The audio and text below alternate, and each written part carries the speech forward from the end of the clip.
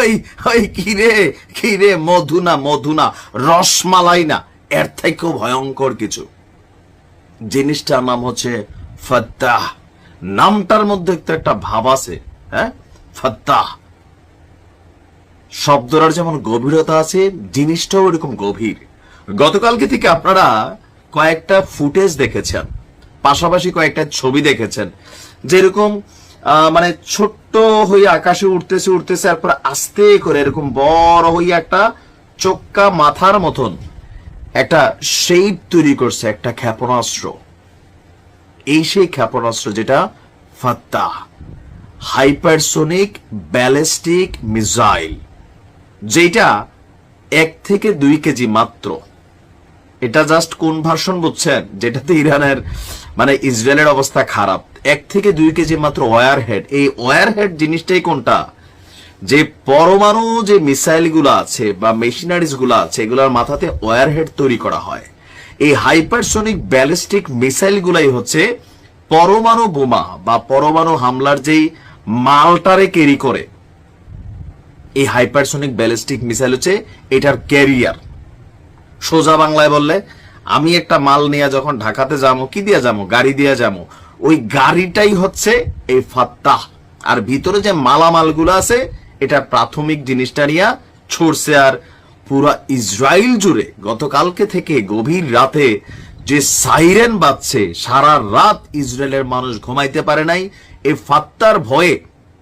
মাটির নিচে বাংকারে, rail station নিচে বাংকারে, বিভিন্ন আশ্রয় কেন্দ্রে ইসরায়েলের সাধারণ পুলিশ থেকে শুরু করে জনগণ একটা গভীর বিভীষিকাময় রাত কাটাইছে।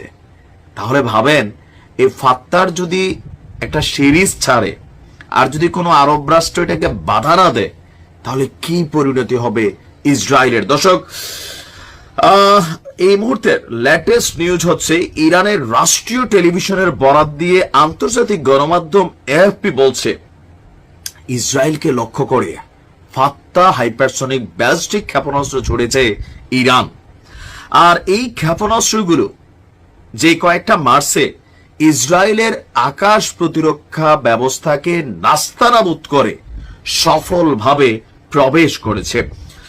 আন্তর্জাতিক গণমাধ্যমগুলোর বরাত দিয়ে বলছে, আজকে আরবি গণমাধ্যম আনি নেই, বিবিসি কি বলছে দেখেন, যে নতুন করে ইসরায়েলে ক্ষেপণাস্ত্র ছড়েছে গভীর রাতে ইরান। আর এসব ক্ষেপণাস্ত্রের প্রত্যেকটাই তাদের নিজস্ব প্রযুক্তিতে তৈরি। ক্ষেপণাস্ত্রগুলো ইসরায়েলের প্রতিরক্ষা সীমানা অতিক্রম করে সফলভাবে আঘাত এনেছে ইসরায়েলের বিভিন্ন টার্গেটেড লক্ষ্যবস্তুতে। সিএনএনের খবরে বলা হয়েছে যে তারা ইসরায়েলের দিকে সেজিল 2 জ্বালানিযুক্ত কঠিন মাঝারি পাল্লার ব্যালিস্টিক ক্ষেপণাস্ত্র ছুড়েছে। ট্রু প্রমিজের অংশ হিসাবে 13তম বার, মানে এই কয়েকদিনের মধ্যে 12 বার শেষ, 13তম বার অতি ভারী দীর্ঘ পাল্লার সেজিল 2 ক্ষেপণাস্ত্র উৎক্ষেপণের মাধ্যমে শুরু হয়েছে। দর্শক, এখন থেকে আমরা যতটুকু দেখছি যে ইরানের যতগুলো ক্ষেপণাস্ত্র লাস্ট 2 দিনে উড়ে যাচ্ছে, বেশিরভাগই জায়গা মতো পড়ছে। আপনি আমি খবরগুলা পাচ্ছি না, আন্তর্জাতিক গণমাধ্যম লুকোচুরি করছে। কিন্তু ইসরায়েলের সেনাবাহিনী বলছে যে অধিক হারে ক্ষেপণাস্ত্র ছোড়া হচ্ছে, যার কারণে তাদের আকাশ প্রতিরক্ষা সিস্টেম একটু ঝামেলায় আছে। নতুন করে তারা পশ্চিমাদের কাছে সহযোগিতা চাইছে। তাদের বক্তব্য হচ্ছে যে এই মুহূর্তে আপনার ইসরায়েলের ডিফেন্স ফোর্স, তাদের বক্তব্য, তাদের বিমান বাহিনী তেহরানের বিভিন্ন এলাকায় সামরিক স্থাপনা লক্ষ্য করে হামলা শুরু করেছে। ইরানের ইসলামিক রেভলিউশনারি গার্ডরা বলছে, তেহরানের উত্তরাঞ্চল, পূর্বাঞ্চলের শহরতলিতে কিছু ক্ষেপণাস্ত্র আঘাত এনেছে। বিবিসি বলছে, ইরানের সংবাদ মাধ্যমে বড় ধরনের বিস্ফোরণের শব্দ শোনা গেছে। তার মানে দুই পক্ষই পাল্টাপাল্টি অভিযান চালাচ্ছে, কিন্তু সফলতার হারে ইরান এগিয়ে আছে।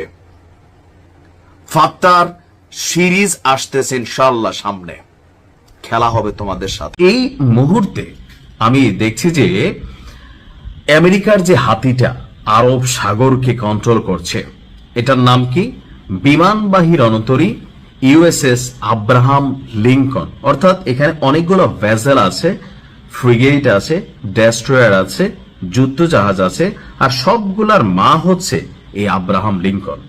তো সেই আব্রাহাম লিঙ্কনকেই অত্যাধুনিক প্রযুক্তি, মানে নিম্নগামী জাহাজ কিন্তু আকাশের উপর উড়ে না, তো এই ক্ষেপণাস্ত্রগুলো হইতে হয় খুবই অত্যাধুনিক প্রযুক্তির। অত্যাধুনিক প্রযুক্তির নিম্নগামী ক্ষেপণাস্ত্র মাধ্যমে আঘাত করা হয়েছে। এই কথা আবার আমেরিকা, ওই যে বাংলা একটা কথা ছিল, মাইর হবে কিন্তু আওয়াজ হবে না। কি তো দিছে কি দিছে না বলা যাবে না, তুমিও যাও, এরকম অনেকটা আর কি। তো এই আব্রাহাম লিঙ্কনকে যখন ইরানের ড্রোন বা ক্ষেপণাস্ত্র আঘাত আনে, আমেরিকা কোনোভাবে প্রকাশ করবে না। ওয়াই? কারণ এত বড় একটা রাষ্ট্র, এত বড় একটা দানব হাতি, এটার একটা মশাই গিয়া কামড় দিছে, এই খবর বলল তো ইজ্জত কা ফালুদা। বাট এই খবর ইরান বলছে যে, ইরানের যে বিপ্লবী বাহিনী আছে তারা বলছে যে তাদের অত্যাধুনিক প্রযুক্তির হাইপারসোনিক ব্যালিস্টিক ক্ষেপণাস্ত্রের মাধ্যমে মার্কিন বিমানবাহী রণতরী ইউএসএস আব্রাহাম লিঙ্কন ক্ষতিগ্রস্ত হয়েছে। একটা ছবিও তারা প্রকাশ করেছে যেখানে জাহাজের কিছু অংশে অগ্নিকাণ্ডের দৃশ্যপট আমরা দেখেছি। তাদের দাবি, এই রণতরীটি বেসিক্যালি যেখানে আঘাতপ্রাপ্ত হয়েছে এতে এটার অনেক ধরনের কার্যক্ষমতা হারাই গেছে। অ্যাজ এ রেজাল্ট এটাকে শতভাগ অকার্যকর হওয়ার আগে উপসাগর ছেড়ে এটা পালিয়ে অন্যদিকে চলে যাচ্ছে। তো ওয়াশিংটন, ওই যে প্রথমে বললাম মাইর হবে আওয়াজ হবে না, মাইর খেলেও স্বীকার করা যাবে না, ওয়াশিংটন বলছে না ভাই, এটা এখন আমাদের কিছুটা এটার মেরামতের কাজ আছে বা রুটিন কিছু চেক আপ আছে, সো দ্যাটস ওয়াই আমরা এটাকে এটার জায়গা থেকে সরাই নিচ্ছি। কিন্তু ইরান ছবি প্রকাশ করে বলতেছে না বাবা, খাইছে তলে তলে, আওয়াজ ছাড়া এটা এখন এখান থেকে চলে যাচ্ছে। আমেরিকা বলছে রণতরীটি অপারেশন এপিক ফিউরি সমর্থন অব্যাহত রাখছে। ইরান বলছে উপসাগরে অভিযানের সময় মার্কিন এই দানবটাকে লক্ষ্যবস্তু বানানো হয়েছে এমনকি সফলতার সহিত। আর ইরানের রাষ্ট্রীয় টেলিভিশন বলছে অভিযানের পর মার্কিন রণতরী এবং তার সঙ্গে থাকা স্ট্রাইক গ্রুপকে দ্রুত গতিতে এলাকা ছেড়ে পালিয়ে যেতে আপনার দেখা গেছে। এদিকে সিবিএস নিউজের তথ্য অনুযায়ী একটি ইরানি জাহাজ আব্রাহাম লিঙ্কনের অনেক কাছে চলে আসায় মার্কিন নৌবাহিনীর একটি জাহাজ সেটিতে গুলি চালিয়েছিল, তবে ইরানি জাহাজটি কোনো ক্ষয়ক্ষতি হয়নি। সম্ভবত এই জাহাজটা খুব কাছে গিয়া সিনেপে ঠোক দিয়া, আমরা এরকমই মনে হয়েছে।